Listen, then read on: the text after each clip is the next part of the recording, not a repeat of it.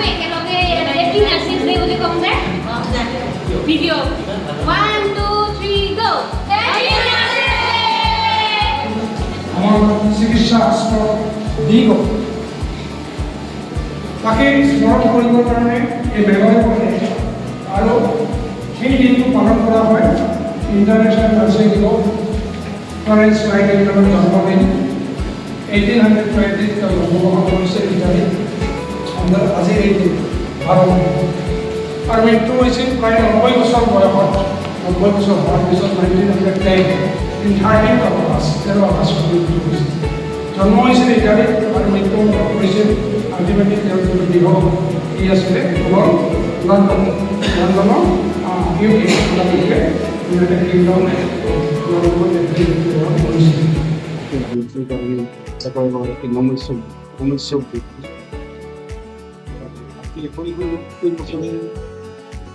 international নার্সে পালন করা হয় সেটাই উপকৃত মধ্যে মিলে আমার কিছুমান দুটা সাইড ওটাই আমার বেআইন হয় তিনি কোনো কার্যক্রম বেআইন এই কার্যক্রম কেতিয়াবা সমালোচনা করে কিবা এটা হলে বাইরে কি বলি আমার সিস্টেম গাতে পড়ে তো হসপিটাল যদি কিবা এটা গণ্ডগোল লাগে সিস্টেম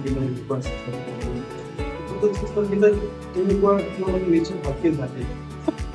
আমি কিছুমান এনেকুৱা কিছুমান থাকে এনেকুৱা এটেণ্ডেণ্ট থাকে তেওঁলোকক কিছুমান কথা ক'বলৈ বাধ্য কৰে তথাপিতো চিষ্টেম হিচাপে যিমান পাৰোঁ আমি মন কাম কৰা নিশ্চয় দৰকাৰ আৰু এইটো সকলোৰে মাজতে আছে আমাৰ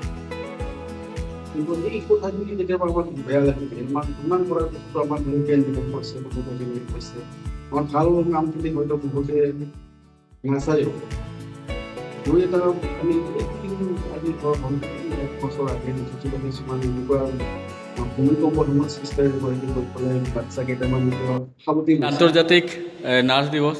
গোটেই বিশ্বৰ লগত আপোনালোক আমাৰ এই দুধনৈ চহৰত থকা HRM হস্পিটেলত আপোনালোকে পালন কৰিলে ইয়াতে কি কৰা হ'ল হয় আজি ইণ্টাৰনেশ্যনেল নাৰ্ছেছ ডে হয় সকলোৱে জানে আমিও HRM হস্পিটেলৰ ফালৰ পৰা আমিও nurses day international nurses day আমি পালন কৰিছোঁ এই সম্পৰ্কে আমি বন্তি প্ৰজ্বলন কেক কাটিং লগতে আমাৰ কৰ্মকৰ্তাসকলৰ লগত আমি উদযাপন কৰিছোঁ আৰু শুভেচ্ছা জ্ঞাপন কৰিছোঁ আৰু সকলোৱে নাৰ্ছ ষ্টাফ সকলো আছিল ইয়াতে হয় সকলো আছিলে আৰু নাৰ্ছসকলক কি ক'ব আপুনি নাৰ্ছসকলক আমি এটাই ক'ম যে যেনেকৈ ফ্লৰেন্স নাইটিংগেলৰ তেওঁৰ আদৰ্শৰে প্ৰতিপালন কৰি আজি তেওঁৰ আদৰ্শ হিচাপে লৈ তেওঁলোকে কামখিনি যাতে কৰি যায় আৰু তেওঁলোকৰ যি হাৰ্ডৱৰ্ক সেইখিনি যাতে ছাকচেছফুল হয় তাৰে মই কামনা কৰিছোঁ ধন্যবাদ